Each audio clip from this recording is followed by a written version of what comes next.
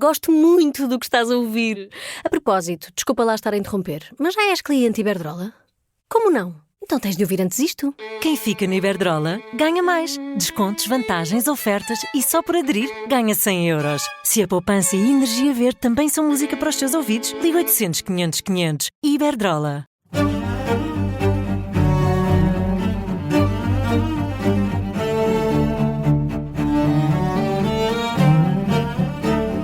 Se houver uma mensagem final a deixar é mesmo isto, não é? Que não há nada que nos impacte que não traga aprendizagem. Eu posso escolher participar na aprendizagem ou, ok, agora não estou disponível para isto, está tudo bem, na mesma. Mas qualquer coisa que nos impacta traz informação e, portanto, se nós ativarmos aquela curiosidade do gato de ir lá ver o que é que está lá para nós, temos sempre coisas para aprender. Este é o Querido Líder da Rádio Observadora. Sou o Ricardo Conceição e comigo estão os especialistas em liderança Milton de Sousa e Jorge Medeiros. A nossa convidada é Ana Bispo Ramires, fundadora e coordenadora científica do GAP, o Gabinete de Atuação em Psicologia e Performance. É licenciada em Psicologia pelo ISPA, mestre em Psicologia Desportiva pela Universidade do Minho, especializou-se ao longo da carreira na interseção entre saúde mental e performance de excelência. Deu aulas no ISPA, o Instituto Superior de Psicologia Aplicada, e noutras universidades nacionais e internacionais. Trabalhou com o Comitê Olímpico Português, com a equipa de futebol do Benfica, com a equipa de Scolari na Seleção Nacional. Tem muita experiência na área do desporto, mas também na área empresarial e artística. Bem-vinda, Ana Bispo Ramires. São 25 anos de experiência na área de alta performance. Nós olhamos para os atletas de alta competição e muitas vezes para os treinadores como líderes natos, quase super-homens, super-mulheres, mas isso não existe, pois não? Todos nós temos muitas fragilidades. Todos nós somos um projeto em desenvolvimento. Não é? Exato. Todos nós somos um projeto em desenvolvimento, não é? E é muito curioso porque, principalmente quando falamos em desporto de alto rendimento, há uma espécie de um endeusamento destas pessoas, não é? Como se tivessem vidas perfeitas, como se tivessem condições perfeitas, como se a sua vida fosse perfeita. Nos últimos 5 anos, provavelmente, materializou-se de uma forma muito mais evidente uma tendência que já vinha desde a última década, que é começarem-se a ver este outro lado da vida destas pessoas. Ainda que comecemos já a ter alguma percepção pelos testemunhos e a voz direta de alguns atletas sobre o que é isto, é muito curioso porque com os treinadores não. E isto é um volte-face que eu acho que tem que de facto começar a acontecer, porque a posição do treinador, ou por comparação o CEO de uma organização, é provavelmente das mais solitárias que existem, não é? Ou seja, ele tem que pensar consigo próprio, ele tem que se organizar a si próprio, ele tem que, à partida, ter competências de liderança, vá-se lá saber porquê, não é? Porque se nós formos ver naquilo que é a formação, seja de treinadores, seja nas universidades, são raríssimos e muito pontuais canais formais de aprendizagem, seja de competências de autorregulação, seja de competências de liderança, e portanto espera-se só porque a pessoa chega ao posto, agora já é líder. Criamos um bocadinho essa ideia, não é? Que a nossa realidade, o treinador de futebol, se calhar é aquele em qual pensamos imediatamente e não noutros treinadores, mas pensamos nisso. Tem que ser um tipo firme, que lidera a equipa, que leva a equipa às costas, não é? E é uma pessoa, não é? É verdade. E muito frequentemente o que é que se observa é que vai também parar este tipo de posição pessoas que foram bons performers na modalidade ou, se for no caso das empresas, numa área técnica específica, não é? Ou seja, estamos a promover alguém pela sua competência técnica, esperando que ele tenha competências que são as ditas soft skills, que eu gosto de chamar critical skills. Porque, de facto, quando estamos numa posição de coordenação, de liderança, um maestro, um médico que coordena uma equipa, um treinador, um professor, na realidade nós estamos a gerir pessoas, e por isso é que temos por vezes exercícios muito engraçados de pessoas que tecnicamente não são assim tão evoluídas, mas rodeiam-se de pessoas tecnicamente evoluídas e depois são ótimas a fazer aquelas pessoas todas sentirem-se de facto bem e funcionarem. Isso é muito interessante, porque muitas vezes, e corrija-me se não for assim, há pessoas que chegam a posições de liderança ou de chefia porque é a única forma de melhorarem também a sua condição salarial e e não estão talhadas para isso, não é? Sim, eu diria que eventualmente aceitam isso por uma questão de ambição, progressão na carreira, porque às tantas já não há mais nada, não é? A questão é a própria, eu diria,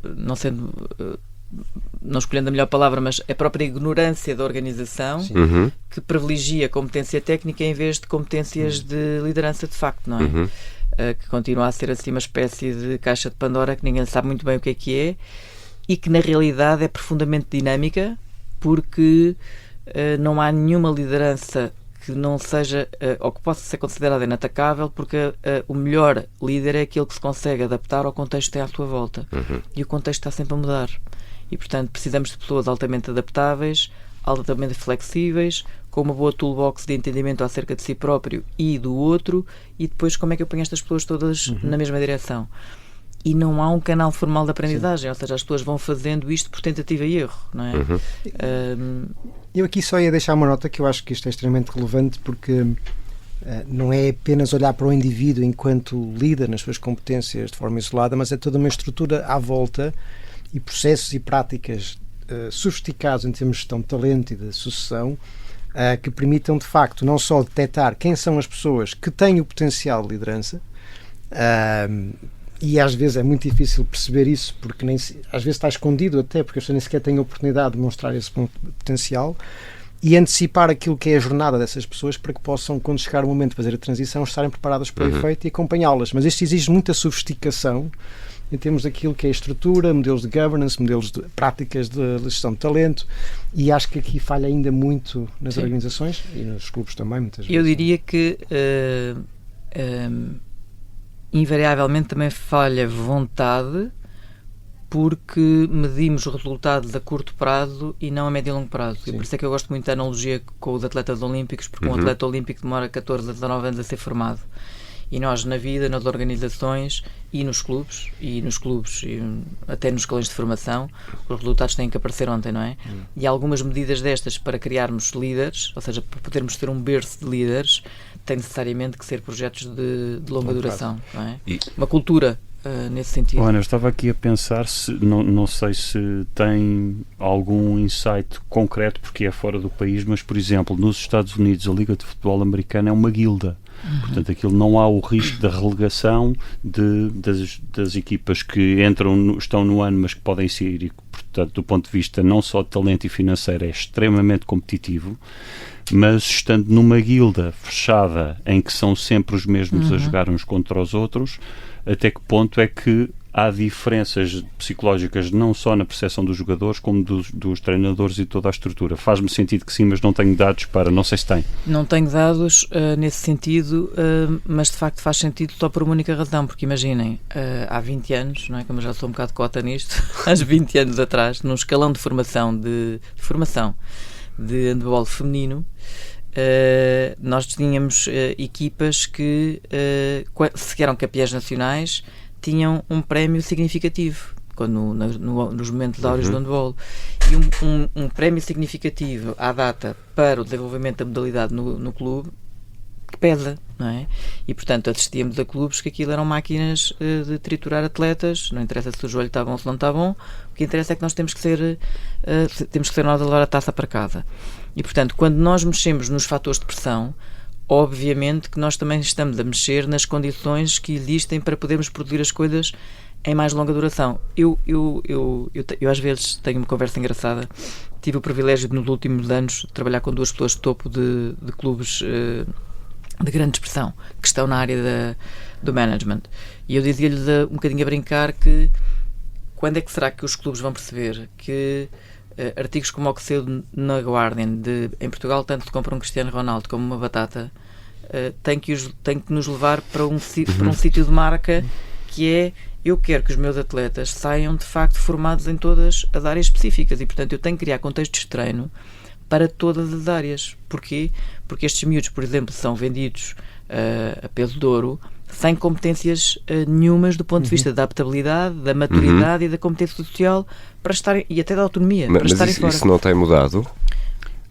Para Muito pior, pouco, eu muito diria pouco, que para pior, eu muito não sei no caso do desporto em concreto, no futebol ou nos atletas que treina, Ana, mas por exemplo, num dos exemplos, acredito que seja assim também, no recrutamento e na identificação de talento, mas por exemplo, na Fórmula 1, neste momento já há equipas com olheiros, para utilizar o termo, a ir ao karting de miúdos de 5 e 6 anos para já começar a destrinçar talento para os exporem nos próprios programas de desenvolvimento das equipas. Portanto, o meu argumento, não sei se é válido, é à medida que vamos fazendo isto cada vez mais cedo, vamos pondo a pressão cada vez mais cedo para entregar e, portanto, o risco do ponto de vista de bem-estar emocional e de preparação e de capacitação é menor, não é? Sim.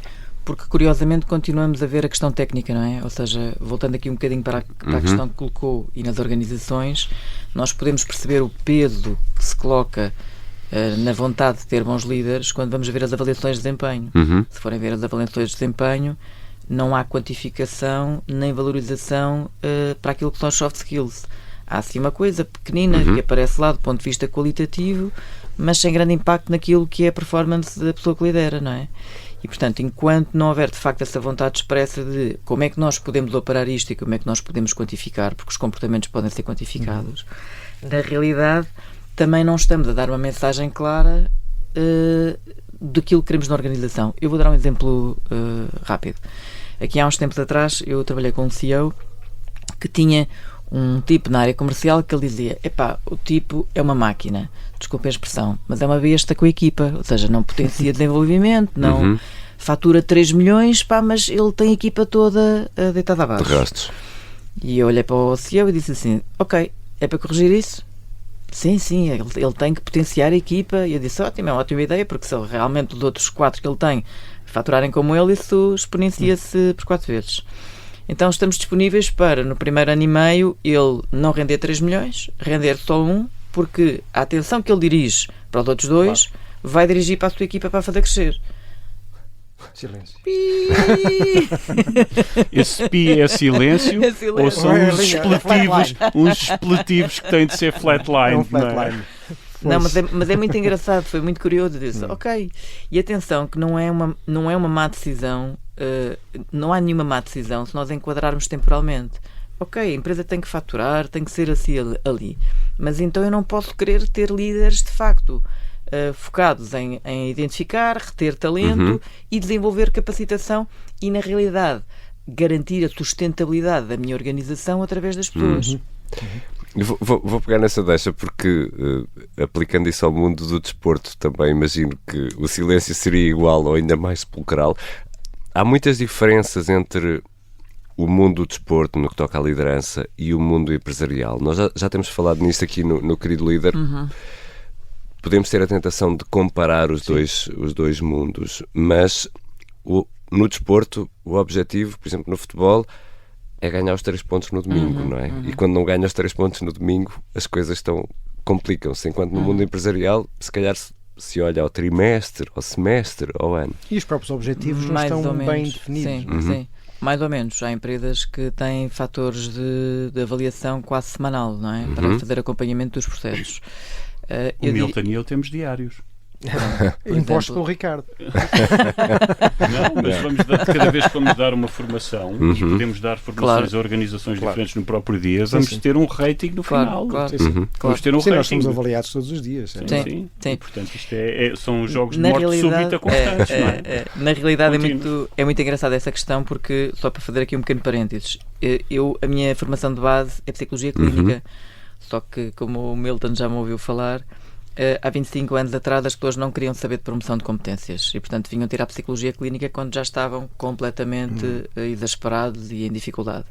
E eu, como tinha sido atleta, o desporto agarrou-me. Só que eu cheguei aos 28 anos e fiquei um bocado deprimida, do tipo, eu não posso passar a minha vida a ajudar as criancinhas a rematarem melhor e a fazerem melhores passes e a porem atenção nisto ou naquilo. E entrou em Portugal uma empresa que era a Meca Team, que era a empresa do Jorge Valdano, que fazia o cruzamento claro entre o desporto de alto rendimento e as empresas, que era uma coisa que eu já defendia quando ia trabalhar às organizações. E isso foi o clique, não é? Do tipo, ok, então eu estou a pensar bem, é por aqui que nós queremos ir.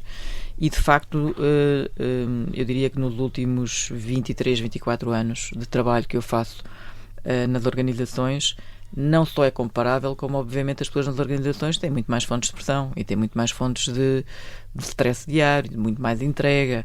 E o resultado também é mais subjetivo, não é? Uma coisa é marca gol, não marca gol, fez o passe bem, não fez o passe bem. Outra coisa é, em decisões cada vez mais estratégicas e de uma complexidade enorme, não é? Como é que nós a preferimos verdadeiramente. Não é? É verdade. E depois um outro tema que é, e contra a minha área falo, que é, nós começámos a vender às organizações a ideia de que as organizações, aliás, nós, e inclusivamente um movimento que surgiu nos Estados Unidos com o Jack Ropel e com o Jim Lower, um psicólogo e um nutricionista de alto rendimento, que fizeram este mesmo movimento trazer para as organizações, que é a questão do atleta corporativo ou do corporate athlete. E na realidade o que é engraçado é que... Aterrador o termo, não é? Eu sei que não é um intuito que está a dar, eu só estou a lançar aqui porque... Ou não neste sentido, transformou-se em aterrador porque... é muito apelativo e sedutor chegar a uma pessoa e dizer não, tu és um atleta. A pessoa fica logo, sabem, aquela criança interior, tipo, pois é. E, portanto, colocou-se essa chancela nas organizações de equipas de excelência e de top performance e empresas de top performance e que somos todos uns atletas, mas esquecemos num petite detalhe que é não demos os recursos. E como não damos os recursos que existem de facto no alto rendimento, e quando eu digo de alto rendimento, atenção, temos que distinguir duas coisas, que é o alto rendimento que é suportado cientificamente e onde as coisas estão verdadeiramente planeadas, e o alto rendimento que quando eu participo lá, às vezes tenho que telefonar para os meus amigos a dizer nunca ponhas ninguém aqui porque isto corre mesmo muito mal, ou seja, porque há um outro lado do alto rendimento que de facto é um bocado bizarro, onde se extrapola todos os limites da natureza humana do ponto de vista psicofisiológico.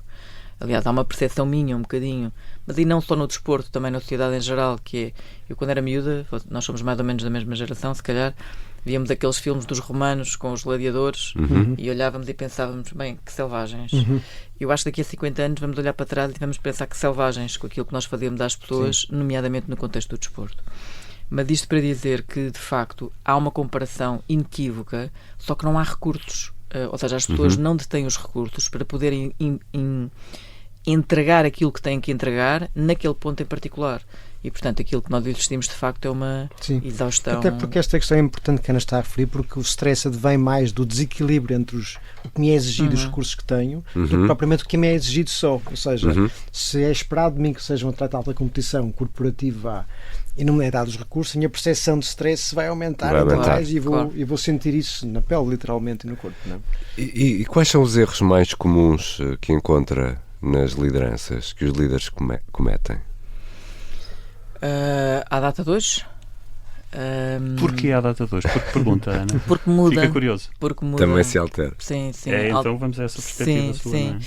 Porque na realidade o que é que acontece? Acontece que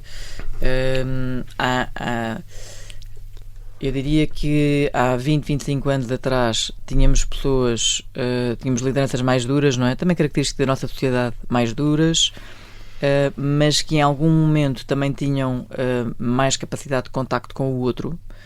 Muitas vezes pessoas que eram mais formadas a pulso e, portanto, percebiam um bocadinho o que é que era de estar lá, um bocadinho a natureza do negócio familiar que evoluiu e, portanto, perceber aqui um bocadinho esta percepção. À data de hoje, eu não acho que tenha a ver com uma questão... À data de hoje mesmo, eu não acho que o tema seja uma questão de liderança, mas sim uma questão socio-psicocultural, não é? Que é os dados apresentados pela Gallup acerca daquilo que tem a ver com o disengagement que as pessoas têm face aos seus postos de trabalho. Eu, na realidade, acho que esses dados são uma visão comportamentada da realidade. Porque se nós fôssemos avaliar como é que as pessoas estão na sua vida, é igual. Não é? E isto é a minha preocupação à data de hoje, não é? Que é, nós assistimos a uma alienação emocional e uma alienação da própria vida que as pessoas não estão... Eu costumo dizer a brincar que nós, quando vamos às organizações, eles pedem o que quiserem. Aquilo que nós fazemos é ligar as pessoas à corrente outra vez. Tipo, anda cá e vamos lá reconectar-te com aquilo que é o teu projeto de vida e a tua ligação. Porque, na realidade, o que nós sentimos é que as pessoas estão completamente fora de si, muito pouco centradas em si próprias. E, portanto, se isto é verdade do ponto de vista do colaborador, imaginem nas lideranças, não é? Nós temos gerações de miúdos a chegarem a cargos de liderança com 30, 35 anos, cuja competência em termos de soft skills é baixíssima. mas não é baixa porque não liga ao outro. É baixa porque não faz a mínima ideia do que é que passa em si próprio. E, portanto, se eu não sei como é que É falta de experiência de vida, é isso? Não. É falta de insight também. É falta de insight. E falta de relação também na própria com os outros, essa prática. É falta de literacia emocional, é falta de literacia em saúde mental que o próprio transporta e que, portanto, de facto não consegue devolver. Ana, eu ia pegar nesse ponto e ocorreram-me aqui duas ideias. Uma delas é a contextualização. A contextualização, nomeadamente, por exemplo, quando estamos a falar de empresas mais folgadas do ponto de vista financeiro, poderia citar algumas indústrias, por exemplo, a indústria farmacêutica, e, por favor, não interpretem isto como uma fotografia estatística, não a tenho, mas há mais programas, não só de desenvolvimento das pessoas, como programas mais personalizados de coaching de algumas pessoas identificadas para a liderança. Se formos para um negócio que está mais no formato de guerrilha, com margens mais apertadas, aqui não há tanto espaço financeiro para fazer isto. Portanto, a própria natureza do negócio também pode ditar a limitação de alguns recursos, não é? Ou seja, não há capacidade financeira para contratar um coach para fazer a preparação das pessoas que temos identificadas como potencial de todas estas pessoas para um próximo passo na sua carreira de liderança. Não é? Eu tenho um problema que deve ter sido por eu ter sido professora universitária, tenho sempre esta questão da educação muito presente, que é aí mesmo que eu acho que é mais uma questão de sociedade, ou seja, da forma como nós lidamos ou não e damos pertinência ou não com a questão das emoções e quão importante é haver uma aprendizagem como forma de prevenção, não só para as questões da saúde mental, mas para o meu sucesso de carreira, não é? Ou seja, o que é que eu quero com isto dizer? O que eu quero com isto dizer é que, em boa verdade, nós sabemos que os poucos recursos que as empresas têm, por exemplo, para apostar em formação, se for preciso, injetam-nos todos em inglês ou inventam cursos a torto e direito para serem dados, mas há dados estatísticos sobre isto, não é? Ou seja, há dados estatísticos sobre isto, um estudo até com algum tempo, que dizia uma coisa muito engraçada, que era o sucesso é indexado em 84% às soft skills, as empresas aplicam 87% do seu capital de formação em hard skills. Sim, mas esses números eu estou a lembrar-me também, o Daniel Goleman a certa altura andava a propagar que 2/3 mais coisa menos coisa do sucesso profissional é devido à inteligência emocional. Enfim, isto, para quem nos ouve, por favor, não comprem isto. Isto, muito menos de uma pessoa como o Daniel Goleman jamais poderia dizer isto. Porque não há forma de dizer. Está a falar de um estudo correlacional feito por ele ou por outrem, em que pega numa amostra, não tem nenhum despiste de causalidade, o que vai ver é, vamos pegar nestes, quais é que são mais bem-sucedidos ou quais é que foram mais bem-sucedidos. Pode ser retrospectivo, olhar para trás, e agora vamos fazer aqui uma categorização num qualquer questionário que ele também desenvolveu ou não, porque a inteligência emocional não é originalmente dele, o Daniel Goleman não é a melhor pessoa para falar de inteligência emocional, é o Mayer e Salovey, porque começou a incluir tantos conceitos na inteligência emocional que aquilo diluiu-se tanto, já não sabemos do que é que estamos a falar, mas quando alguma pessoa, algum cientista diz que, por exemplo, a inteligência emocional explica 2/3 do sucesso, vamos ter o cuidado de interpretar o que é que este explicar quer dizer. Explicar quer dizer, naquele modelo, quando tentamos aproximar os pontos com qualquer modelo mais simples, é uma reta, essa reta captou 66% da variância, mas não explica rigorosamente nada. Não podemos afirmar que se fizeres mais de A, vais ter mais de B. Não se pode fazer isto. Só que nós ouvimos a palavra explicar, que no contexto científico é bem utilizada, mas é um jargão que tem um significado específico. Se não tivermos o cuidado de fazer esta tradução, vamos achar, então se a inteligência emocional explica 2/3 do sucesso, como o Daniel Goleman disse, então eu vou desenvolver inteligência emocional para ter mais sucesso. Atenção, por mais intuitivo e lógico que isto possa parecer, do ponto de vista científico, não podemos fazer esta afirmação, porque o sucesso é profundamente complexo, tem de ser medido com critérios que também mudam, enfim. E há um tema em particular, que é o que é isso do sucesso, não é? Absolutamente. Olha, uma das coisas, eu estava a ouvi-la e lembrei-me de uma coisa, vou aqui partilhar. As pessoas andam a conviver com os quadros de honra nas escolas primárias e acham isto normal. Sim. Isto, Sim. para mim, é assustador. Os pais ficam orgulhosos, ou então é uma corrida às armas, não é? Porque eu quero que o meu filho tenha uma vantagem competitiva, logo vou promover para que esteja no quadro de honra, porque já pode pôr no currículo e quando se candidatar à consultora ou à universidade já vem dos quadros de honra, e nós andamos a valorizar isto. Ok, qual é o custo disto? O custo é terem que pagar muitas sessões de psicoterapia à frente. Não estou a brincar. Não imaginam o número de miúdos que nos aparecem um bocadinho vítimas disso e dessa pressão dos pais, não é? Ou seja, nós somos de um grupo alargado de psicólogos que cruza estas duas áreas, não é? E muitas vezes com estes miúdos, a grande dificuldade que nós temos é explicar aos pais qual é que é o interesse disto, não é? Porque o miúdo tem que estar no quadro de honra, tem que ser o campeão da modalidade, tem que isto, tem que não sei o quê, que é tipo... E normalmente então, e quando é que ele está no sofá mesmo? Só. Quando é que ele merece viver só porque respira e não porque traz uma coisa qualquer para casa? Sim. Ainda ontem tivemos uma conversa precisamente disso na Universidade Nova, sem querer passar a autoelogio, naquilo que tem sido o esforço cada vez maior nós darmos ferramentas aos alunos para poderem lidar com o stress que sofrem durante todo o programa, que é normal, mas a nossa maior dificuldade muitas vezes não é lidar com os alunos, é lidar com os pais dos alunos que nos vêm dizer... Estamos a falar estamos a falar da universidade, não é? Exatamente, e mesmo aí de os uma pais... universidade de referência. Exato, mas Ana nota que... Mas atenção, só uma pequena nota, Sim. Eu já tive gestores de topo a dizerem-me que pais de colaboradores de 35 anos entraram pelo gabinete adentro a perguntar porque é que o filho não foi promovido. É precisamente... Nota uma diferença... Isso já não é helicopter parenting, não é? Isso já é blitzkrieg parenting. Eu confesso, acho isso tudo assustador. E acho isso está a tornar-se de alguma forma normal ou usual nos dias que correm? Infelizmente cada vez mais frequente. Nós, quando temos uma prática de gabinete, temos... eu gosto muito de olhar para os números, mas para os questionários.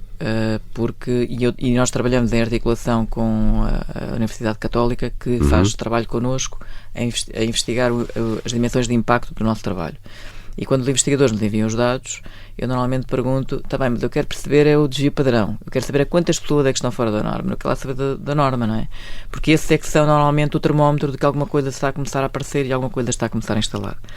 E portanto, nós quando temos uma prática forte em gabinete, conseguimos antecipar um bocadinho, tipo a 5, 10 anos, o que é que vai acontecer à sociedade. Porque de repente começam-nos a aparecer muitas pessoas com o tema A, tipo estranho. Claro. E agora temos 3 pessoas ou 4 pessoas com isto, ou com aquilo, ou com problemas de sono, ou com ansiedade, ou com isto, ou com aquilo. E identificar os sinais precoces. Exatamente.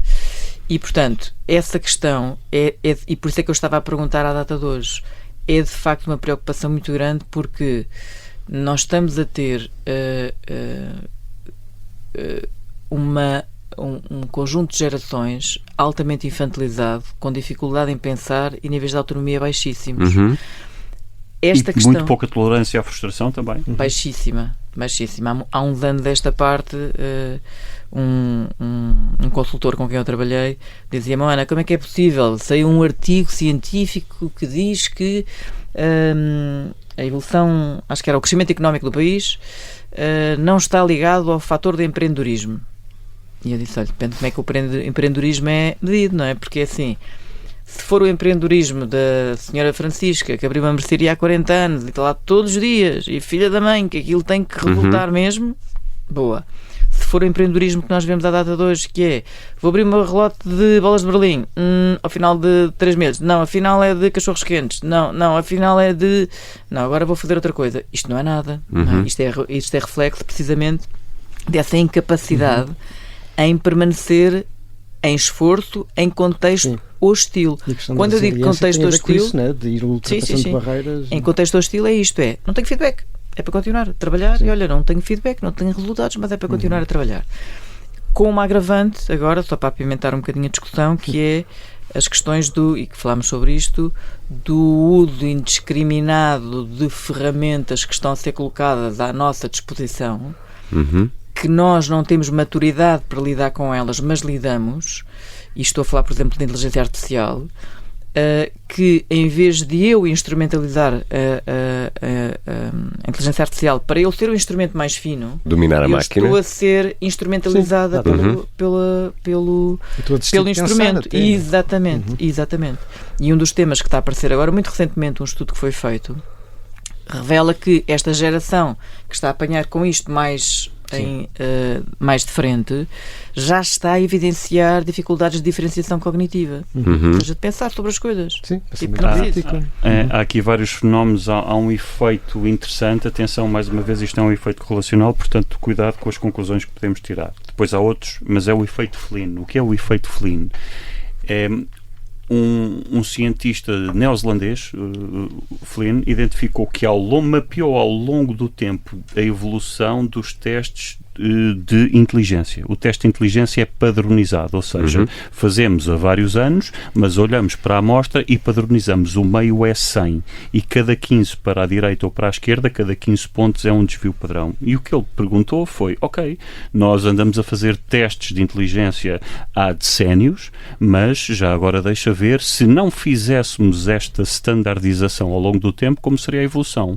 E chama-se o efeito Flynn. E o que se vê é que tem havido, desde os inícios do século XX, bom, não é início, mas desde que é medido o Binet, salvo que estamos a falar anos 10 do século XX, anos 20 do século XX, tem havido um aumento de prestação nos testes de inteligência que não pode de forma nenhuma ser justificado biologicamente, porque nem sequer um piscar de olhos não há tempo para evoluirmos claro, dessa forma. E então algumas causas, algumas delas mais bem estabelecidas do que outras, têm a ver com a capacidade e o treino que nós vamos tendo cada vez mais de desenvolvermos competências não só de articulação, raciocínio, memória, etc. E onde é que eu quero chegar agora? Pela primeira vez agora recentemente, nota-se que não está a crescer. Bom, isto também não vai poder crescer ad eterno, não é? Claro. Não vamos ter o QI, o alto QI a partir de 2 desvios padrão deixa de ter significado porque os casos são raros e é muito difícil de medir para ter um efeito estatístico. Mas não se pode esperar que sejamos todos hiper as gerações do futuro. Mas a ideia é o que é que estará a acontecer e vai ao encontro do que a Ana está a dizer, pode ter este efeito.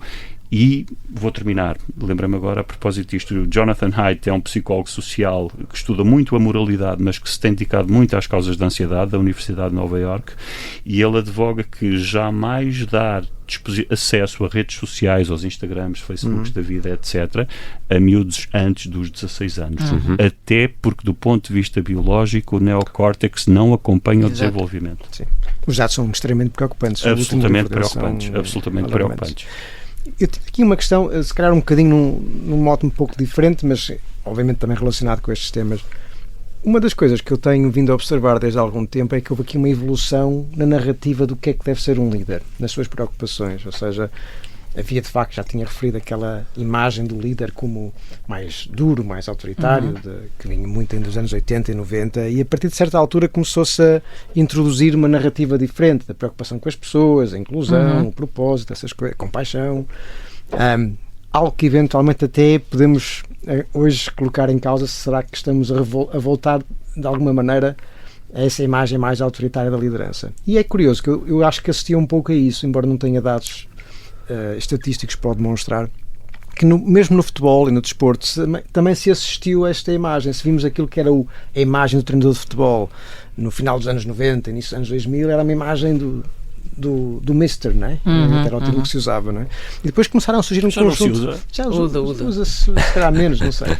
Em alguns casos é o professor. Sim, mas depois começaram a surgir nomes como o Klopp e outras pessoas que parecem mais dadas, mais transparentes. O próprio Ruben Amorim, se calhar, passa essa imagem de uma pessoa muito mais proximidade, de maior transparência, de maior cuidado com as pessoas. Isto é de facto real? Sentiu-se essa evolução e será que estamos a voltar atrás?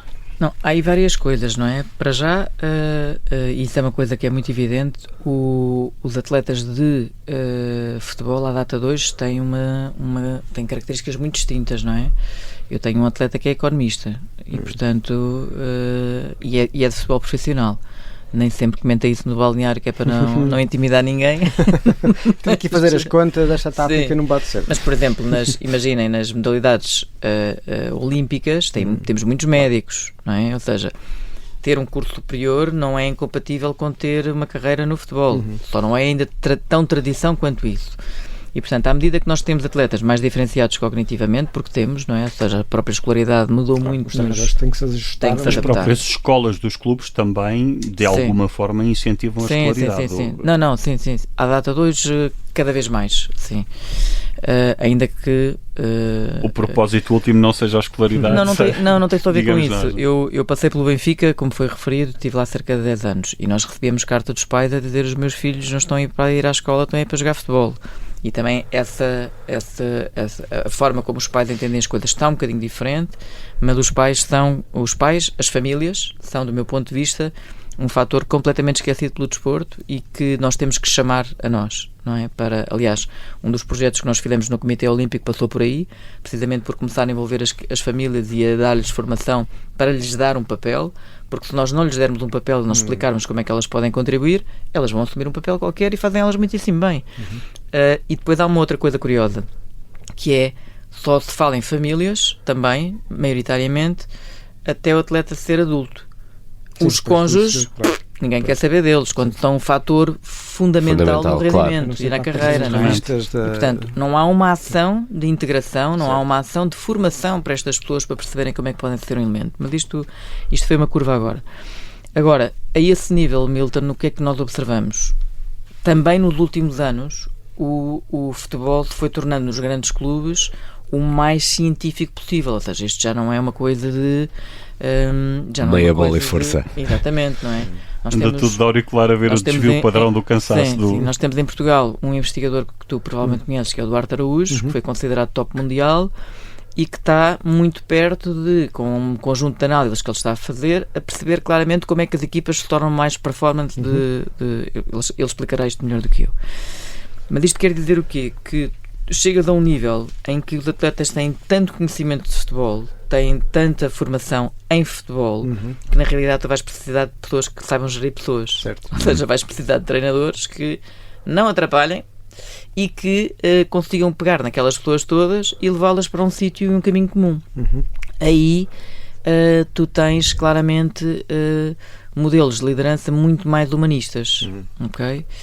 Tens por contraposição, e há muitos ruídos, e eu vou falar de uma coisa que é mais ou menos pública, que tem a ver com a direção forte e assertiva do Jorge Jesus, por exemplo. Sim. Mas que muitos atletas que passam por eles são eternamente gratos porque ele de facto deu-lhes o input que eles precisavam. Porquê? Porque ele taticamente é super evoluído e deu-lhes o input que eles precisavam para se tornar melhores jogadores.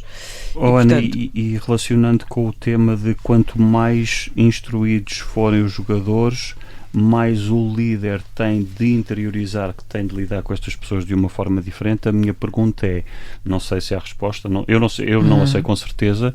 No caso do Jorge Jesus, ele é muito eficaz mesmo com os jogadores que têm esse nível de instrução mais elevado, porque lhe reconhecem essa capacidade técnica que eles não têm, ou alternativamente o Jorge Jesus é muito eficaz, mas perante uma população de jogadores que não está tão instruída como disse. Não sei se há esta resposta. Eu não faço ideia porque eu de facto não tenho esse conhecimento aprofundado acerca dele. A questão aqui que é notória é claramente uma pessoa quem é reconhecido que pegam num atleta em A e levam a B ou a C, não é? E os atletas são-lhe muito gratos por isso de alguma forma. Pelo meio imagino que um estilo assertivo possa cilindrar 3 ou 4 no caminho, não é? Mas isso nós não conseguimos agradar. Mas isso é uma característica inata dele, ou seja... Mas é uma exceção, então? É uma exceção como assim? Relativamente àquilo que é esta tendência de um líder mais facilitador do processo do que alguém que é mais assertivo, e ele acaba por ser um bocadinho uma exceção nesta... Eu acho que ele junta as duas coisas.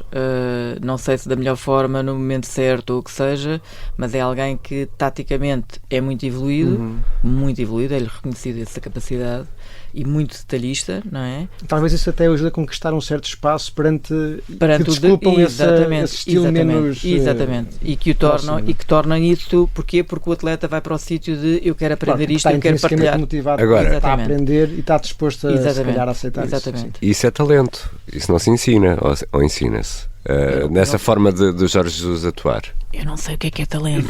Também não, obrigado. eu não sei o que é isso. E quando me falam em talento só me dá vontade de fugir. Não fuja ainda. Então qual é há aqui uma coisa... Qual é a melhor maneira de explicarmos isso? Essa apetência inata? Eu não sei se é inata, porque na realidade aquilo que nós consideramos inato são todas as horas de trabalho invisível que ele tem e nós não vemos. Muito bem. Não é? Ou seja, ele está continuamente a ver jogos, continuamente a estudar. Ou seja, se eu estiver sempre exposta à aprendizagem, vou dar um outro exemplo, Cristiano Ronaldo, talento ou inato. Eu só de ver as entrevistas dele desde miúdo, que estava a ser entrevistado e estava sempre a tocar a bola, aquilo é treino. Aquilo está a fomentar ligações neuronais do cérebro dele ao controle, ao motor, que mais ninguém tem. E, portanto, eu não sei o que é que isso é. Eu acho que a questão do talento é extraordinariamente perigosa. Tanto que na Premier League, neste momento, essa captação de jovens não está a ser feito por os atletas mais talentosos nos escalões de formação, mas aquilo que eles chamam os late borners, que é aqueles miúdos que, filha da mãe, que isto tem que trabalham, não têm sucesso, mas trabalham. Porquê? Porque eles sabem que na transição... Longo prazo. Exatamente. Nós falamos, muitas vezes utilizamos a palavra quando queremos dizer é uma competência muito grande, muito desenvolvida, mas o talento, como inato, é preciso. Por favor, tenhamos cuidado. Porque isto demonstra não só a capacidade de aprendizagem, mas a atitude. Exatamente. Sim, face à aprendizagem. Exatamente. Aliás, só uma nota, a competência mais bem referenciada como fator de sucesso é aquilo que eles chamam de coachability, que é a capacidade deles receberem informação e traduzirem em comportamentos. E isto, de facto, observa-se muito nos miúdos, que são altamente focados na aprendizagem e altamente focados na mestria da competência, não no resultado. Jorge? Muito rapidamente, mesmo antes, nós quando começamos a identificar, nos estudos, quando se começa a identificar o chamado talento, mesmo olhando para crianças, vamos aos vários casos, Tiger Woods, Mozart, e poderemos ver vários, não temos a janela antes dos 5 ou 6 anos. E a janela até aos 6 anos já pode ter sido uma influência enorme. Por exemplo, o pai do Mozart, no ano em que ele nasceu, escreveu um livro sobre a pedagogia do violino, era um exímio praticante, e o Mozart tinha uma irmã mais velha que era pianista também. Qual foi o sucesso dela? Não sabemos, porque se calhar nasceu no século errado. Vamos às nossas perguntas fixas. Ana, qual foi o pior momento, ou pior dia, pior falhanço da sua carreira? Eu diria que eu tenho alguma dificuldade em responder a isso, porque eu ensino os meus atletas, os meus clientes, a que isso não existe. Ou seja, fracasso é um dado. Bom. É dado, é feedback, não é? Eu acho que aquilo que de facto é mais difícil para nós, e por isso também temos que estar treinados para isso, é lidar com o sofrimento humano. Ou seja, a minha carreira é uma carreira de alta toxicidade emocional, e que nós temos que aprender de facto a fazer isso, e há situações em que as pessoas têm sofrimento humano em que não conseguimos de facto ajudar, e isso é uma coisa que não é o maior fracasso, mas é o maior sentimento de impotência que nós podemos ter. E Ana Bispo Ramires, vamos virar aqui completamente a mesa. Qual foi o melhor dia? Qual foi o melhor momento? Qual foi aquele... perdoa uma analogia, mas ou esta imagem, aquele momento em que o Ricardo defende o penalti sem luvas, acho que é um momento... Ricardo Conceição? Não, o outro, o guarda-redes. Qual é esse momento para si? Esse momento para mim, felizmente, acontece quase todos os dias, porque eu sou uma privilegiada em trabalhar para ajudar as pessoas a conquistar aquilo que elas querem, e portanto é muito bonito conseguirmos assistir à forma como as pessoas, quando estão à nossa frente, fazem este tipo de movimento, não é? Onde abrem o peito, abrem-se para a vida, é mesmo muito bonito e muito mágico, e nesse sentido eu acho que eu todos os dias tenho de facto bons momentos. Manuel, uma história que consiga partilhar connosco? A história que eu posso partilhar, já partilhei até recentemente, tem mesmo a ver com todo o processo que foi trabalhado com o Rui Patrício, que é uma pessoa que é de uma capacidade infindável de trabalho, que quando ele foi para o Euro de 2016, eu não tinha trabalhado isto com ele, mas eu tinha trabalhado internamente para ele de facto poder estar ao melhor nível possível e poder trazer um reconhecimento a esse nível, e portanto quando ele foi considerado o melhor guarda-redes do evento, ele não viu, mas eu dei pulinhos, não é? E quando é que percebeu, eu é que sou o líder? Ora bem, eu sou um bocadinho, como é que eu ia dizer, colegial, e portanto o meu ginásio é acartar pessoas para o processo de decisão. E aí sim, se calhar... Acartar pessoas para o processo de decisão. Isto merece ser cunhado. Eu vou explicar. E aí sim eu acho que é um dos maiores desafios para quem está, que é tirar as pessoas da zona de conforto para elas participarem na decisão. Nós temos uma população muito frágil do ponto de vista desta capacidade de assumir a responsabilidade e de assumir as decisões, e esse é, de facto, ao longo dos anos eu tenho observado que, tem muito esse do papel nos grupos. E, portanto, eu acho que eu fui lá parar e que fui lá cair, e foi uma consciência que me pareceu tardia, mas que de facto hoje em dia é aquilo que acontece. E Ana Bispo Ramires, tem alguma referência, algum líder que inspire? Tenho um professor que me marcou para a vida, por diferentes razões, que é o professor José Cruz, o professor Dr. José Cruz da Universidade do Minho, e que nunca mais me esqueço de várias coisas que ele nos disse. Uma delas foi que vocês deviam pagar para trabalhar com as pessoas.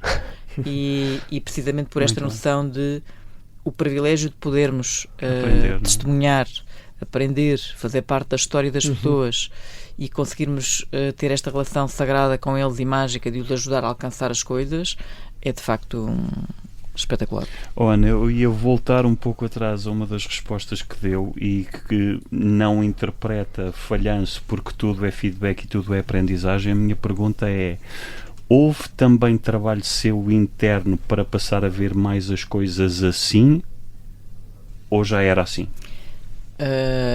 Foi um defeito que se foi apurando. Ou seja, eu tenho um trauma de infância, que é quando alguma coisa não corre como devia correr, primeiro sou eu o problema, depois sou eu, e depois a seguir vou ver o que é que está a acontecer à volta. Ou seja, escalpelizo muito, e como alguns clientes me dizem, eu sou a psicóloga, eles são de engenharia, não é? Dizem que eu sou a psicóloga com a cabeça mais de engenheira que eles conhecem. E de facto eu gosto de perceber processos, gosto muito de perceber processos. E tenho 10 anos de psicoterapia. Mas ao perceber mais os processos, isso permitiu-lhe deixar de olhar para a coisa como negativo problema e interpretar cada vez mais como progresso e isso. Temos mais 2 minutos? Temos, Ricardo. Temos. Então não temos. Obrigado. É a profissão que depois entra na nossa... Primeiro estranha-se e depois entranha-se, não é? Primeiro começamos a traduzir os processos e depois trazemos isto para a nossa vida.